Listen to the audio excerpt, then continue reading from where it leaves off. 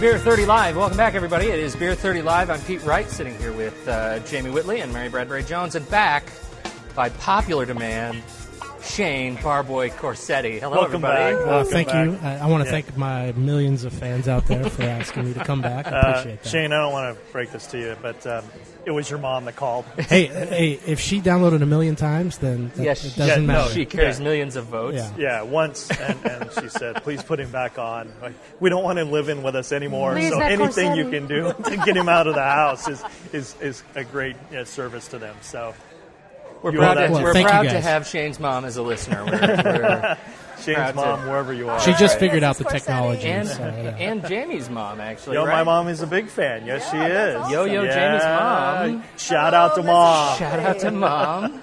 Mary, does your mom listen? No, she doesn't. To have me walk her through iTunes, are you kidding? Oh, Yeah. I mean, yeah. She still can't play a tape in her VCR, let alone a DVD. Well, in you her are car. from Kansas after all, right? I mean, Hey, now. she saw his 8-track in her car, doesn't she? No. We're not that behind the times back there. 8-track and a bottle of hooch. There you go. How do you think That's Mary came down about? South, brother. Oh, right. Before we get into the news, introduce the guests that we have sitting at the table. This is, I think this is going to be a very interesting conversation. We're sitting here with Gary Mortensen. Gary's the president of the National Combat History Archive, based here in Hillsboro, Oregon, right? Beautiful Hillsboro. Beautiful Hillsboro. Gary, thank you for sitting down with us. You have, I'd like to say, stumbled on a fantastic archive of military history in terms of just raw footage. Yeah, That's true. and so what we've brought Gary here to talk about, how the philosophy of war has changed and how politics are affected by this just vast library of war footage in the media, and as a consummate expert on this stuff. So we're thrilled to have Gary here and sitting at the round table, and two round tables, and so we'll get into a little bit more depth here in a bit. But thank you. Thanks for sitting down with us, Gary. Welcome to the show. We should start with the news. Headlines. Hot off the press. I thought this would be a good one to start with. Herpes might cause Alzheimer's. You're in trouble. I What did you resemble, just- I what did you resemble just that say? remark. I just totally forgot what you just said. I think I'm screwed. I don't know. Oh, no, be really? Come careful. on. No, I mean, scientists says say this? that. I don't know. Some study out of somewhere. It just says that Some health, study no, out of no, no. somewhere, Study. and Health- you give me trouble for not reading my headlines. You don't even read the articles. Yeah. They have good headlines. Yeah, Health SciTech, they've done some study that people who have, herpes tend to have higher cases of Alzheimer's. So, I don't know. There you go. Interesting. I don't even know what to say about that.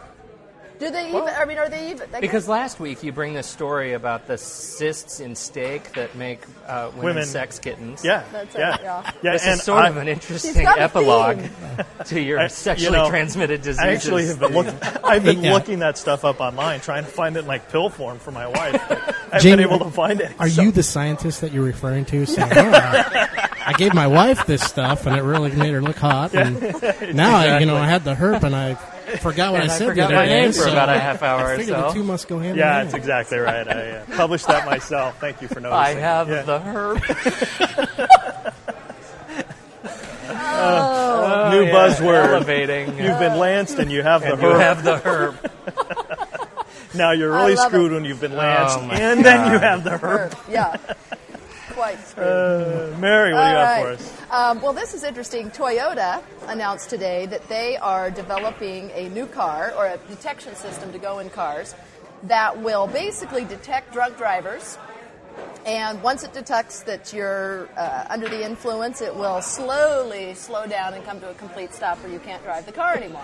Pete stopped in the middle of the I freeway. know, as opposed to iron gates shut down on all the windows. And it's like, that's not very obvious. Four-lane saw- traffic, you're stopped in the middle. The whole 40-year-old virgin thing, At least it she's just slows here, blow on you this. to a halt versus a direct stop, Oh, which could that's really true. cause some accidents. Well, it might That's give you true. some time to pull That's over. true. How are they doing it? Yeah, though? what How it are really they needs detecting? is it needs this little billboard to come up on the back that says Yeah, drunk drive. yeah. With drunk some lights on and board. arrow flashing. I'm drunk. How does it Anyway. detect it, though? How do they Well, do it that? talked about one is that there will be sweat sensors in the driving wheel. that will detect high levels of alcohol. God, that sounds so gross. And then it also talks about, and I don't know if this is something that they're still working on, but it could detect abnormal steering, so get concerned with probably jerky steering. And then a special camera that shows the driver's pupils are not in focus. Wow. Dang. So, My grandpa will never be able to drive. Maybe that's the second use for this. Well, it might be. Yeah. Drunks and old people. Actually, this is interesting. The whole system that we're creating around smart technology in cars and highways in terms of what's the car that can park itself now? The Lexus. The new Lexus can parallel yeah. park itself. And pretty soon cars will start talking to each other so that when you're going down the freeway, you don't get too far away. I thought there somebody was swerves that into your lane. technology already being tested. Yeah, there is. We don't Testing even that have on to the drive Autobahn. cars. Absolutely, you don't. Yeah, Volkswagen has demonstrated, and I've seen some videos of cars driving all by themselves, So let's sensing just using cameras. Jump to that. Yeah, It's cool, so man. Minority Report, I mean, that's where I want to be. Well, that's exactly Yeah. what it is. You get in a little pod, and You then wanna you be the go where robot? you are. Tell it where you want to I go. want to be the robot. You That's wanna what I be the want to robot? be. Could we really Yeah. call it the Jetsons? I'd prefer the Jetsons. Yeah. over The Minority Report. Report? For you, Barboy, you got it. All right, cool. Yeah. We're in the Jetsons. What else we got? So, I don't know. What do you got for us, Pete? yeah. I closed my laptop because you guys said all my news Dude, was it's because lame. you didn't have anything. That's why. Because I didn't read You didn't any of bring it. anything to the table. I know I did bring the one about the Best Buy clerk that called I think 911 because a customer goes in with a defective Tony Bennett CD, buys the CD, goes out to his car, puts it in his CD player, and it shoots it out.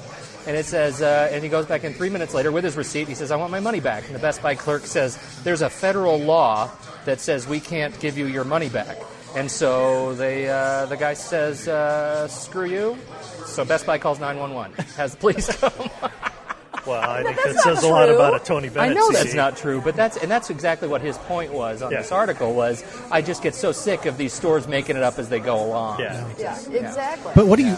I want to know what the transcript of conversation, the 911 call was like. Yes. I know. State your emergency. All right. This guy wants to give his Tony Bennett CD This back. guy called me a fool. I can't give him his money back. Tony Bennett sucks. Well, it's not even like he went away for a couple days. I mean, No, he went away for literally 3 bought minutes, it, right. went to his car, didn't work, walked back in. It's I just know. crazy. It's amazing. Big box retailer. Yeah. How about Pat Robertson predicts mass killing in 2007? On a happier note. Yeah, exactly. Speaking of Tony Bennett. So forget your New Year's resolutions, folks. Just live it up. 'cause Yeah, the so time is somewhere gonna die. toward the latter part of the year, there's going to be mass killings in the United States. Now, didn't Pat Robertson predict like a big tsunami last year or something? You guys remember that? I don't know about that. Oh, here's what he says. Oh. He did predict a big tsunami in 2006, which never happened. Although But it happened in 2005. he cited last spring's heavy rains and flooding in New England as partly fulfilling his prediction. So yeah. it rained. Well, It rained in Oregon, so it follows you know. on the same ilk. The survey recently released that 25% of Americans believe Jesus will return in 2007. 25%. 25%. Hey, listen, Like he Christ is going to doesn't come have when he comes. Better things to Here's do. what I like, though, of a quote of his. He goes, I'm not necessarily saying it's going to be nuclear. The Lord didn't say nuclear. But I do believe it'll be something like that. Oh, Pat. So now he's even, putting words in God's mouth. Nuclear How does this or guy have the nuclear? ear Yeah, of exactly. anybody? Nuclear or nuclear? Why do people still give that guy money and stuff? I mean, how does he have any credibility whatsoever? Well, it's like Haggart, I mean, this is the same guy in Denver who's got the largest evangelical church, and he says, and then he comes out as having some problems with liking boys.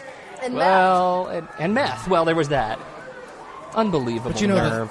and the quick thing to do is you ask for forgiveness, you repent, and That's right. And then you're back in the saddle. Yeah. That's all you have to do, and the evangelicals will take you right back in. Okay. So repent. Stunning. Pete. Repent. Yeah. What else? What else we got? Survey: real-life desperate housewives have regrets about husbands. And this is pretty wild. This survey of women. How many women were surveyed? It's 3,000 women Jamie's wife. from Women's Day magazine and AOL. So you read Women's Day no. magazine, Oh, right? she does. Isn't that not one of the rags you read? No. No. All right. That's the one you 3,000 shun? women. Yeah, exactly. The one. And so they surveyed these women, and check this out. There was something like 2/3 or 3/4. I can't find it. Sit here was looking at it. 2/3 when What you is said earlier. 2/3? That's what Yeah, you said that earlier. regretted marrying their husbands and Yes, wouldn't do yes. it again. But here's some other interesting things out of it. More than 3/4 of women also said they fantasize about a man other than their own husband. sluts. No, All of you. I think all like women guys do don't do that on the other. on the- No. No. And 39% admitted to constantly flirting. You think that's true? 39%? that. Yes, So- absolutely, that's You think true. so? I think Yeah. so. Yeah. Jamie, what do you guys think? Your wives, how do they rank in there? I'm absolutely sure they're a part of that. I know. She tells me all the time. I'd rather be with somebody else. Pretend like you're George Clooney. Don't put on that tag. That's exactly right. I'm going to close my eyes, and now you're going to be hunky. That's what she says. Pretend you're Lance Bass. Pretend you're Lance Bass. Yeah, no, she totally falls into that. So, I think maybe that has to do with the type of women that read Women's Day. yeah, I don't know. Well. There you go. I don't know.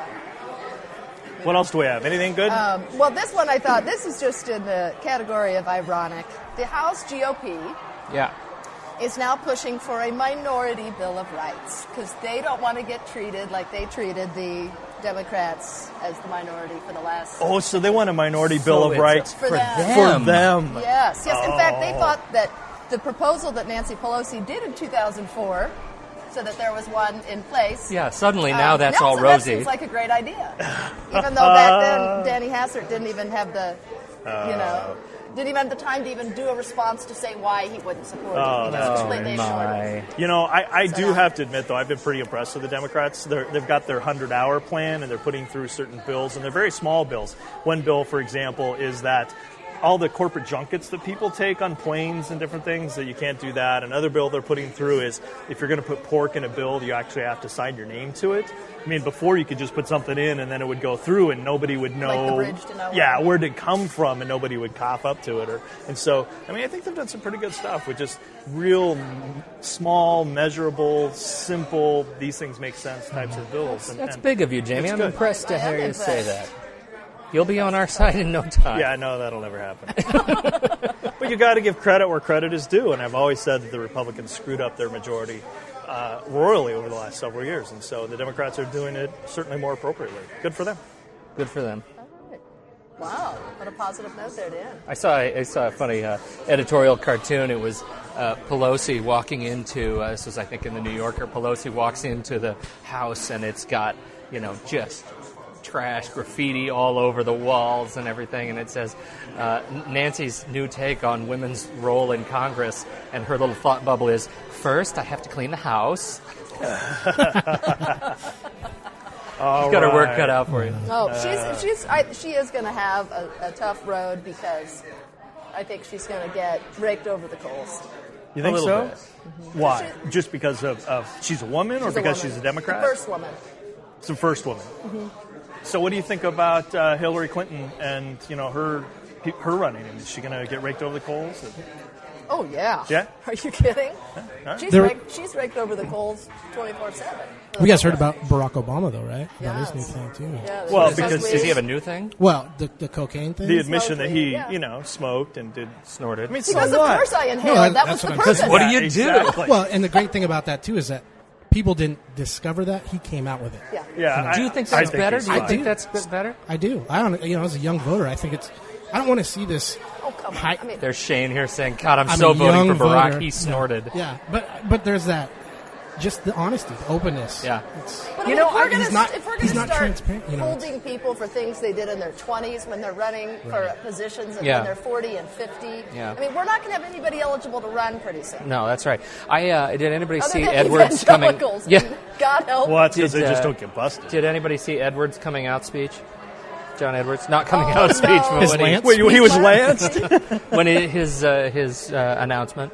No, I No. don't. It was really good. I was not the hugest fan of Edwards, but I was really impressed with his candor and the way he holds himself, and I think just years and years of courtroom practice makes him extremely comfortable in front of a camera, in front of a lot of people, and he's just a smart guy. He's too slick.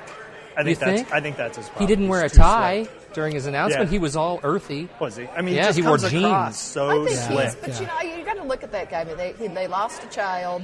His wife's Yeah. battled breast cancer. I mean, he's Yeah. had some pretty major things happen in his life that Well, I yeah, think I mean, hopefully humbled him. And I see Edwards as a lot like Al Gore, and I tell you, if Al Gore were running today, I would vote for him because he's the guy I would want in office right now today. Al I Gore? wouldn't have voted for him before. He blew it. He blew it. Yeah, he ran a horrible campaign. No, his campaign now is this inconvenient truth thing, and God love him. I hope he does good things. What, it's and 4 years too late or whatever. I mean, that's, Well, it's a different objective now. But Yeah. I really have respected him. I've been watching Well, him a lot. lots of people were saying we weren't seeing the real Al Gore Yeah. in that election. Yeah. Are we seeing the Anyway. real President Bush? Right now? Yeah. Oh, yeah. Yeah. You think that's his personality? Yeah. Yeah. All right. The guy was a yell leader. All right, all come right. on. Time to now. move All on. right, Okay, well, that does it for our all soap. the We're moving youngsters on, at your Mary. high school, Yeah. not the dicks. Yeah. We've got our producer here saying, am I right? "Shut Yeah. your All hole." right. The explicit just tag called just it. went The on. tag is over. Yeah. So here's what we've got. Let's talk about the issue of the hour, and the issue of the hour really belongs to Mr. Mortensen, Gary, National Combat History Museum and Archive, whatever. There's lots of rusty things in your office, and thecombatreport.com is your website. Thecombatreport.com. Let's talk about what you're doing over there. What did you find? How did you get into this business? I mean, you came from high tech. Yeah. Shame on you. Well, high tech is sort of the diversion to a lifelong passion. Which is history. History. It really has been. And, yeah, you have to throw in running a winery and high-tech startup and all these things that have nothing to do with history. But Wow. Yeah. Renaissance Very cool. man. Did No, you that's were cool. you a history major or anything in college? yeah, I was political science with a minor in history. But it was, all my whole life it was, as a baby boomer, I kind of grew up on the World War II thing with, Were combat your and all the rat do you patrol. have family in the war? My dad was a combat MP who was fortunate enough not to have to go to Korea. Uh-huh. His battalion shipped out, and he got to stay home and play baseball, and only 3 guys made it back because they went over and the combat MPs hold the line.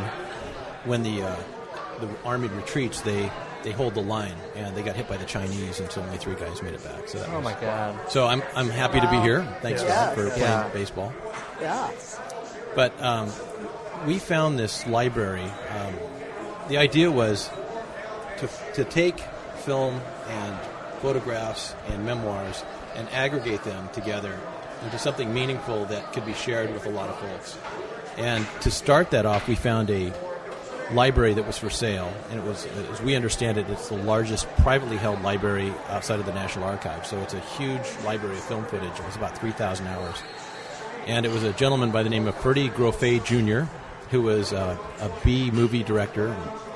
If there's levels of B movies, this would be definitely on the They lower call end of them the B movie. circles of B movies, actually. Yes. Two movies that never even get out of the box. Yeah. Yeah. Now, where was he? He was up here, right? In the He was Northwest? he was an LA guy, Oh, he's and then he's lived all over. But he makes Roger Corman look like Fellini. Let's put it this way. So. But he was making in the 40s and 50s. What he decided to do was go around. He had the same interests that we did, which was a passion for military footage and things like that.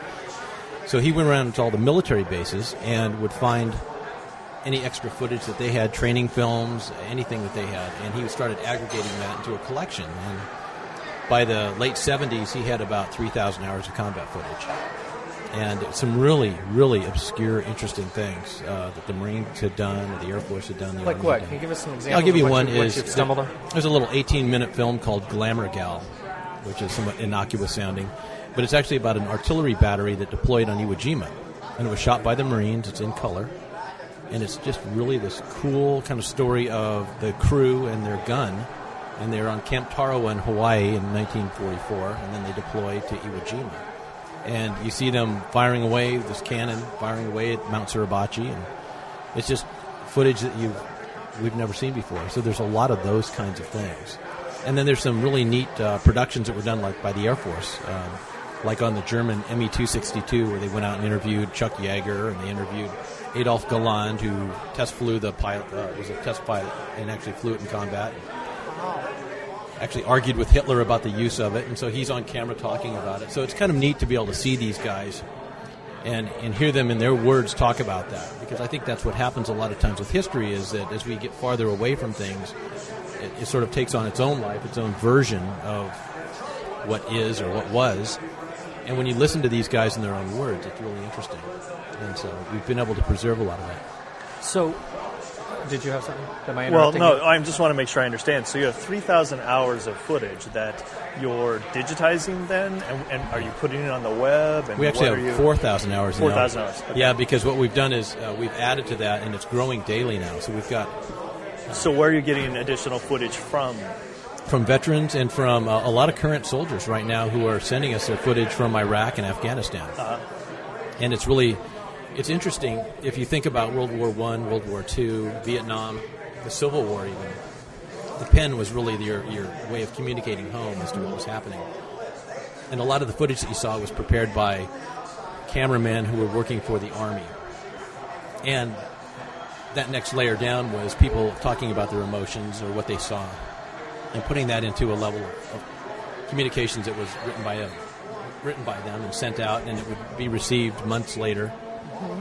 In today's world, what you've got is digital media, where you've got cell phones and you've got digital cameras that are being made right into they're finding their way right into action, and people are velcroing to the sides of their helmets, and as they see things happen, they go right into battle. They record what they see, they download it, upload it that night, and your friends and family can be seeing what they saw in almost real time now. Well, that really gets to the transition that I'm most interested in as a media hound, is this idea that, from Vietnam you have all the war footage that we saw was from, either renegade stringer reporters that happened to find a jump ship in country, or produced by the military. And as you move forward, even as recent as Desert Storm, when you have embedded reporters, and it's all sort of the media outlets, and now the soldier as journalist. I'm interested in your perspective on how that changes the nature of war and the nature of our perspective of war. I mean, you've seen a lot of really horrifying stuff just in your searches here. So. If you look at just the first Gulf War and the current conflict, the first Gulf War was heavily censored. And there is very little footage out there that is available. A lot of it was shot by CNN or the military, but it's compared to Vietnam, compared to World War II, it's minuscule. There's just very little there. When you look at what's out there now, and with the phenomenon of YouTube and MySpace and some of these sites where people, and the bloggers, the mill bloggers as they're known, where people can go in and have their own opinion and post their own footage, and which there's about 25 to 30,000 mill blogs out there now. Are they aggregated in one place where people can... No, there's really not. There's a couple of sites where you can go where they'll list like the top 100, right, which are neat, but there's no central aggregation of those. They have their own mill blog conventions now. Are there blogs available from your site, the Combat Report? I mean, does that link to other blogs and stuff, or not is it mostly yet? just No. your blog? It's really right now is what we're trying to do is report the news. Okay. And we're using a lot of expertise to talk about. With the Combat Report, it really is helping to interpret what we believe is happening from a historical perspective, because today's military news is tomorrow's military history. And that's the way we're really trying to present either our analysis or the way we present the news. Is if you take the Saddam hanging, it's how does this factor into this long string of events that makes up history? And the Saddam hanging is a prime example of this new media, and somebody using a cell phone to take pictures that really paints a different picture than the government put out when they first put their footage out. Everything was all nice and neat, and he went up there, and they cut it off. And when you look at it from the raw footage, it's what about all the chanting, and what about all these things that we didn't have a chance to see? And it changes your perspective totally about what's really going on. It's amazing how much of a difference sound makes.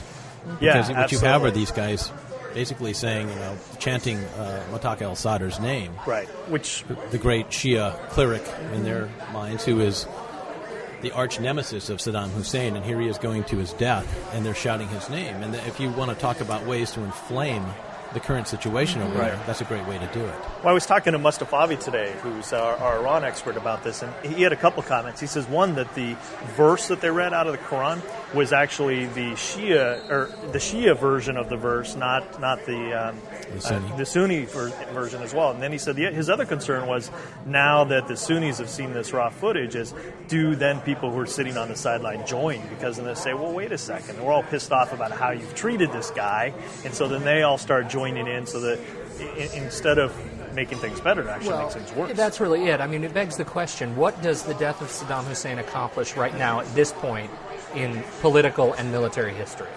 What does that accomplish? Does anybody want to take a stab at that question? Well, I think it satisfies a certain segment of Iran and Iraq who are very, very obviously upset at the years and years of his rule and the war on Iran and those sorts of things. So you come at it from that point of view, of course you're going to say you're a Shia and he's done this to you or to your family or killed your brother or whatever, and so it's revenge. And I think it's plain and simple. What does it do, though, long term? I don't know if that makes a difference. I mean, it kind of goes back to the discussion of more people have died since he was captured than before. Well, people would probably beg to differ if you look at the war with Iran. I mean, how many? What, 1 million people died? I mean, I don't think we've even come close to those numbers. My guess is that I don't think there's going to be a group of people that all of a sudden now are at peace and okay with everything. Now that was the bill of sale. So it's too many years of history. It's not just that the one act that he was persecuted for, too. Well, and a lot of this has to do with the validity of the Maliki government now and this elected and doesn't body. he want to quit or something? Well, he's come out and said that now, and I think that may be some serious backpedaling in the wake of what's happened. But that doesn't make it sound real strong, does it? I mean, to say, well, I'm just here because I have to. And actually, I don't want this job. Yeah, exactly. It's a pretty well-known fact that Maliki got into office basically on the blessing of El Sadr. And so what you've got is a Shia government, which is the majority there, but it is still the minority in the greater Arab world. You've got primarily Sunnis out there. Right. So this is a bit of an anomaly in Iraq. And so it becomes a very interesting scenario. We'd written that the best way to solve this is for Maliki to go now and put down El Sadr to show that there was parity here, that there was really an attempt to come down if they were going to do away with Saddam Hussein, then they should also do away with El Sadr. And then come and say, now let's deal with the moderates. Right. There's also some unsubstantiated reports that Grand Ayatollah Sistani, who is the Grand Ayatollah of Iraq, is ill. And if he dies, if something happens to there, what happens then? Right. And so there's a lot of scenarios in place. I assume you're hearing a lot from soldiers who are on the ground in Iraq. Is that right? And so what kind of give us an idea of how our soldiers are feeling? I mean, we don't get a lot of that. I mean, their mental state, the challenges, the what's driving political them to strap challenges to their helmets and exactly. record. I mean, there's something motivating them to do that. We're producing a DVD right now on the Oregon 2162. It's the 2 of 162, 162nd Infantry Division, 2nd Battalion. And these are Oregon kids that have gone in. They didn't join post 9/11. They were in the National Guard. And it's an impressive group of Oregonians. They're really, really neat guys. John Brunning, who's a local author, has written a book called The Devil's Sandbox on their experience, and we are putting that same experience onto high-definition film. And it's when you talk to these folks, you get their level of commitment to each other. If you've ever seen Band of Brothers, there's no real difference. There's 60 years of age between them, but the shared experience that they have going in is remarkable. And the fact that these people will be together for the rest of their lives is undeniable. And hasn't the Oregon National Guard taken like one of the biggest hits of National Guards? That's absolutely right. They've been. We are going to shoot 8 folks for our DVD project, and 7 of the 8 were wounded. Just to give you an example. And they got these assignments because they're that good. I mean, they're really an outstanding group of individuals. And whether or not you're for or against the war, you've got to be pro-troop because you meet these guys and they're just the greatest group of people. And I think that's where it becomes, for us, a challenge is we want to get out of the way of the story and just let them tell their story because it's really a group of committed professionals that have gone in. They didn't ask for this war, but they've gone into this war. And they've done the very best they can into a very difficult asymmetrical warfare, which is it's a 360-degree threat environment. There aren't Germans and Japanese that are led by field marshals, and there's gray and green and these things. These are people that you just don't know who your enemy is, and these most of the casualties are being taken either by the improvised explosive devices or by snipers. So there's no big set battle lines like there's been in the past. But to answer your question, Pete, how this is, imagine what would happen if the digital media had existed during the Normandy invasion. or during the Battle of Gettysburg. Right. How would we perceive those things, Right. those battles, differently if we'd been able to see it from their perspective? And I think that's what's so interesting. As a military historian, or even as anyone interested in human conflict, to be able to see these and put a context into them. So these are ordinary soldiers out, and they're in a battle. That's never really been captured before in history. And so it's a really interesting study for all of us to look at. And if you go onto YouTube, you'll see some where they've got the rock music and they're sort of glorifying it. But when you take away that and you just get it down to the pure form of what you're seeing through their eyes, it becomes very compelling. I was really moved. You had an opportunity to share with me a clip that you had done on some of the mill bloggers who are out there sharing their stories, and I was really moved by it. I'm interested, given what you've seen and the changing face of the footage that's coming in, do you feel that it's changed you and how you perceive the war personally? Without question. I actually say this, I walked into your office yesterday, and there's a bumper sticker on your door. Can you tell us what that says, or did somebody else put that there? About the Marine Corps? About, other than, I think it's, what is it? War never solved, or fighting never solved. Anything but slavery and ending slavery and ending all these things. That's sort of the idea, is that sometimes war is necessary. And is war necessary with the current conflict in Iraq? It's hard to say at this point. We're in the middle of it. You can argue both sides of it. So it depends on where you come from. For me personally, I'm so pro-troop that it's difficult to know that we're losing guys. But at the same time, if you put it in the context of all of our past historical battles and wars, conflicts, this is a very low number of folks that we've lost. You have to come out and say, why are we really there? There's a lot of reasons why they're there. Some we talk about openly, some we don't talk about openly. Are we there for oil? I don't know. But that country right now, it's whatever we went in for, that country is out of control. Mm-hmm. We're surging troops in there, hopefully to help to put down guys like al-Sadr and to put the barricades back up and to contain him so that we can get some stability and hopefully preserve the government. Because we are talking about putting in more troops, right? President Bush is talking about 25,000 20 additional. to 30,000 more. Right. Why is that? Aren't we in a changing tide of the war? Political sentiment is wildly turning sort of pro-troop, anti-war. Don't the Dems want us out? I think where there's a lot of issue right now is that the American people feel like they sent a loud message November 7th, which was, we're tired of this and we want something to be done about it. And it sounds like, really, in some cases, he's just telling us all to, well, what's the stick it in our ear because he's going to do it his way regardless. I mean, what's I think the that's purpose one of the of adding the new troops, though? I mean, Gary, you would know better than the rest of us. Why would we add more troops? Stabilize is my guess. But how? I mean, that's what. But that's a plan. Yeah, it's a plan, but I'm like, how? Well, do we have a choice? You're asking more of your Pentagon. Part of it is the comparisons to Vietnam are somewhat not really appropriate. If you look at Vietnam, there was never a battle lost in Vietnam. Why did we lose Vietnam? Because the people got tired at home of it. That's one of the primary reasons. It was a long war that wasn't prosecuted to the extent that we've prosecuted, let's say, World War II. Sure. We could have bombed Hanoi into oblivion, and then what could have happened? It's hard to say. Would it have drawn in the Russians and the Chinese? We'll never know. Right. There isn't anything to bomb in Iraq. There isn't Hanoi. It's asymmetrical. It is a religious showdown between the Sunnis and the Shias, and a whole something bunch that's of existed for sub-factions. thousands of years. And revenge.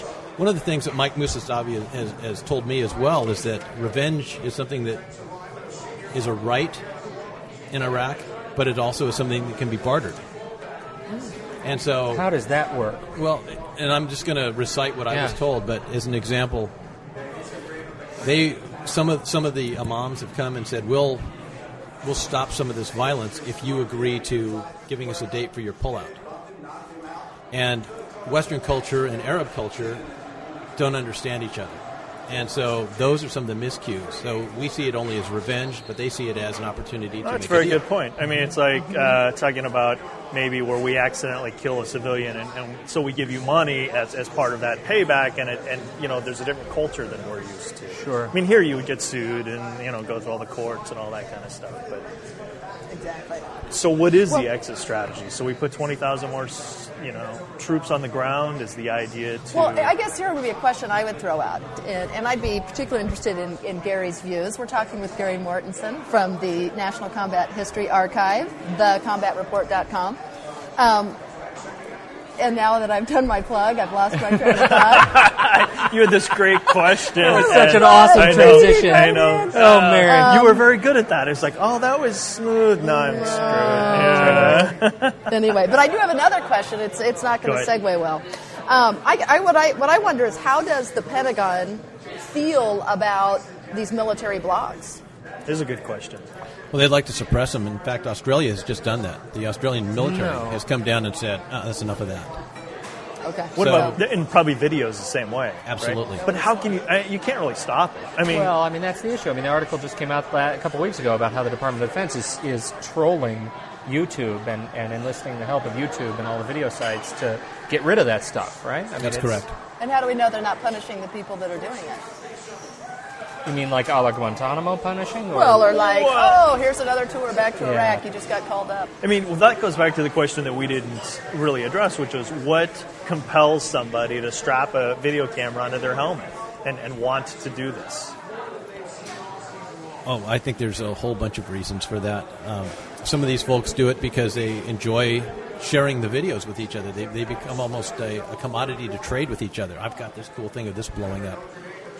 I think others are truly interested in preserving their experience. Documenting it, yeah. Wow. And so you get the mix. You really do. You see these really nice productions that were done on their iMacs, and they've got the music to it, and it's just kick-ass, I guess. www.apple.com. Yeah, and then other ones are really very thoughtful. There's a guy right here in Salem who's doing one on the humanitarian mission because he doesn't feel like there's any attention being given on the fact that 1,100 schools have been rebuilt in Iraq. So he's talking about the shoes and just the basic goods that the soldiers have provided. Well, and I think the other issue, sort of the third one that really strikes me, is that soldiers are enormously political people. Absolutely. They all have a stance, and no more are we in an era stake, where we can imagine these as just sort of the mindless tools of the Defense Department.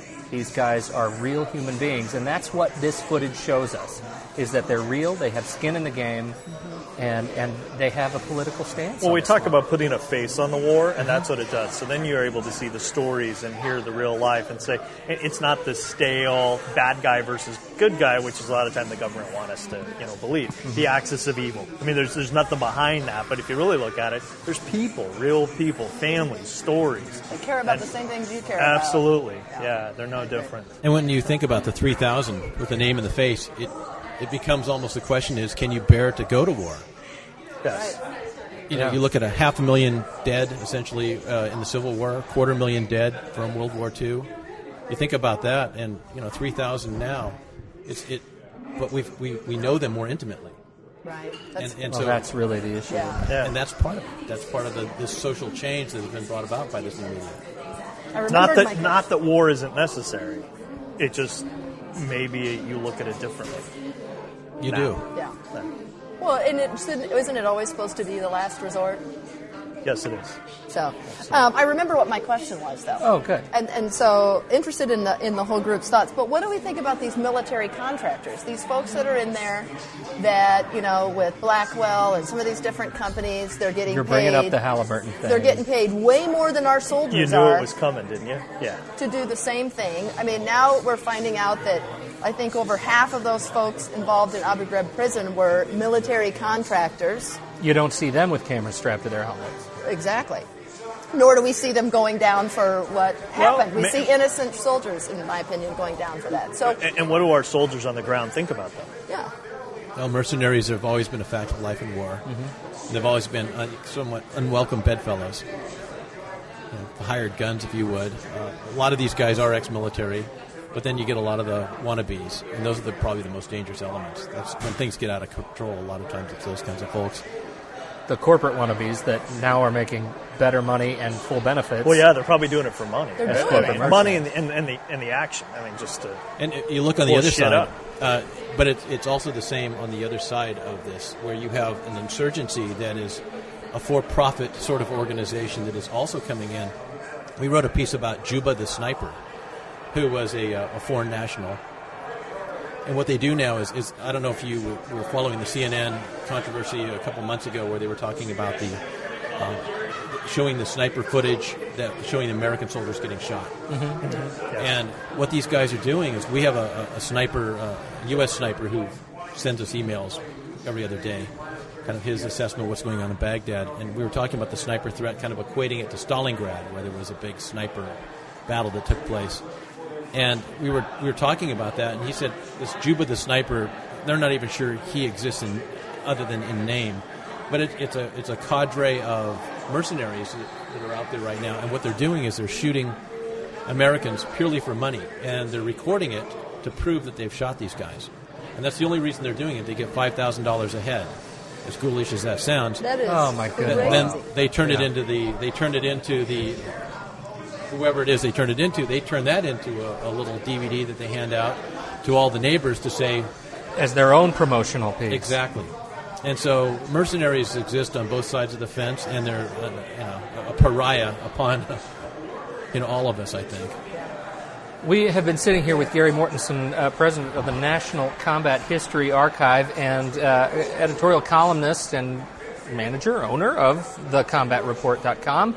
Check out thecombatreport.com. It's got some great perspective on what's going on in the war right now, and a lot of wonderful historical stuff. I love the sort of picture from history down there on the left. That's a fantastic. And there's a piece by Bill Spear that he's doing. That's the first of three, right? Four. I think he's Okay. told us he's going to do a fourth piece Anyway, now. Which one was I this? enjoyed reading that today. Bill Spear, he's giving a whole perspective on kind of the history of the Middle East, and anyway, it's worth reading. It's very cool. I actually, Yeah. I had never been to the site before today, and I had a fantastic time just reading stuff, and I actually commented a couple of blogs as well. It's very cool. Beautiful. So, yes, good stuff. Gary, thank you for taking the time. Thank you. Here's a toast to Appreciate Gary it. Mortensen. Yes. Thank you very for much. wrapping up the show with us. We sure appreciate it. Remember our World War Time. II veterans? We're losing them at 1,500 or so a day now. If you know of any, if you've got uncles, grandfathers, folks that were in the war, tell them thanks.